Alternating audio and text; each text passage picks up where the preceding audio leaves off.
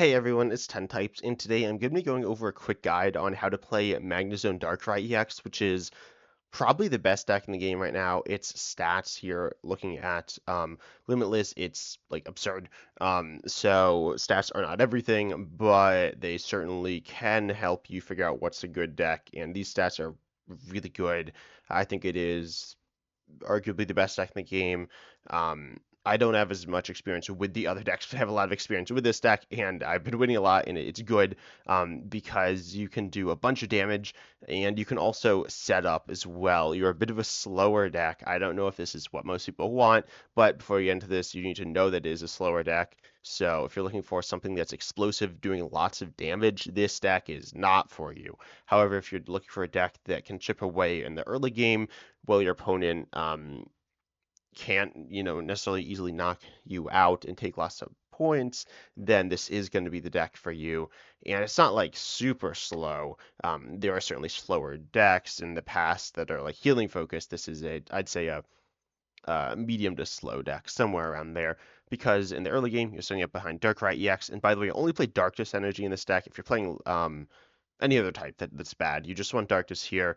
Um, and you attach it primarily to Darkrai EX to place damage on your opponent's active. Then when they hit into your Dredgen, then you also place more damage on them.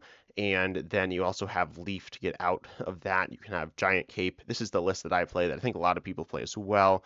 You can make tweaks as well. You could put in like Rocky Helmet if you want, or more Giant Capes, or lots of things you could do here. But the idea is to tank in the early game with Dredgen, and then also ping with Darkrai EX and be setting up your Darkrai EX by attaching to it. On the other hand, you're also setting up your Magneton, or I guess you're setting up your Magnezone by accelerating to your Magneton.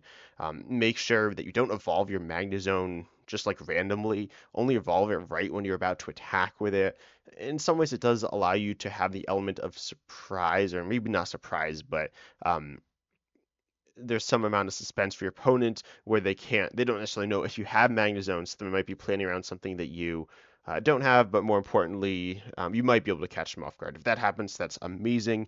You could just win the game or be in an amazing position if they don't expect the Magnezone, but the main reason is Magneton's ability accelerates a lightning energy from the energy zone to it, and then obviously once you evolve, it's not Magneton anymore, and then you cannot get any more lightning energy on it, literally ever, unless you're playing like a Dawn or something, because your deck doesn't play lightning energy in the energy zone. You can just get it from the ability. And Magnezone does discard lightning energy when it attacks, and it does need lightning energy to actually attack. Only one lightning energy, so you're going to be using Magnezone's ability at least twice, because you'll use it the turn you evolve into Magneton, and you'll use it the turn you evolve into Magnezone, which are, by definition of the evolution rules, two different turns.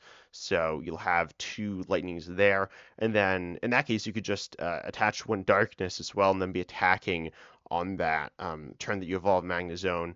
And that's like a thing you could do. Magnezone is your most powerful attacker, doing 110 versus Darkrai EX just does 80. Darkrai EX also is doing the damage with its ability, so you can add some extra damage onto Magnezone to be doing quite a bit of damage. They're probably not taking one shots. I mean, let's look at like Mewtwo EX or Palkia EX. They got 150, and you're not getting there.